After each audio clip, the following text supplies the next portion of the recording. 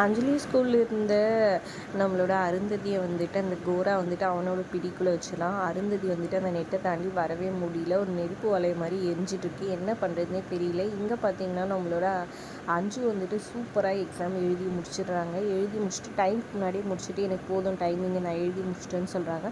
ஹெட்மிஸ் shock ஆகிடுறாங்க. அப்புறம் உடனே answer ஷீட்டை வாங்கி பார்க்க நல்லாவே எழுதியிருக்காங்க. சூப்பராக அதை பார்த்து ஷாக் ஆகிடுறாங்க. அப்புறமா ஸ்டாஃப் கிட்ட சொல்லி அதை கரெக்ஷன் இது பண்ண சொல்கிறாங்க. ஷாக்லேயே அவங்க வெளியே வர எல்லாரும் வந்து கேட்குறாங்க. பசங்க எல்லாம் அஞ்சு பாஸ் ஆன்னு சொல்லிட்டு அட்மிஷன் ப்ராசஸ் எல்லாம் முடிச்சுட்டு ஸ்கூலுக்கு அனுப்பிச்சி விடுங்கன்ற மாதிரி ஷாக்லேயே சொல்லிகிட்டே போகிறாங்க. இங்கே எல்லாருமே சந்தோஷமாயிடுறாங்க. ஒரு பக்கம் இங்கே வந்துட்டு இவங்க என்ன பண்ணது, கடவுளை என்னை ஏன் இப்படி பண்ணுறேன்னு சொல்லி இது பண்ணாங்க. கோரா வந்துட்டு உனக்கு என்னோட பிடிக்கு நீ வந்துட்டு இனிமேல் நான் சொல்கிறத கேட்கணும்னு சொல்கிறாங்க.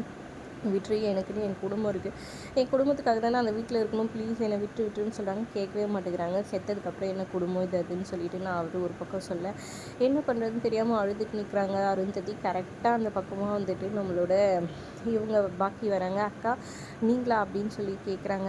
ஆமாம் நான் தான் இங்கே வான்னு சொல்லி கூப்பிட்றாங்க.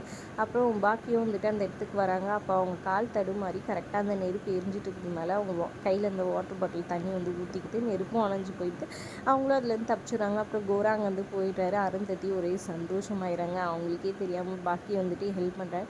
என்னாச்சுக்கா ஏன் ஒரு மாதிரி இருக்கீங்கன்னு சொல்லி கேட்க, ஒன்றும் இல்லை, ஏன் இப்படி வேர்த்துருக்கு, ஒன்றும் இல்லைன்னு சொல்லி சமாளிக்கிறாங்க. அடுத்தது என்ன நடக்க போகுது, எது நடக்க போகுதுன்னு பொறுத்து வந்து பார்க்கலாம். வீடியோ பிடிச்சிருந்தா லைக் பண்ணிக்கோங்க.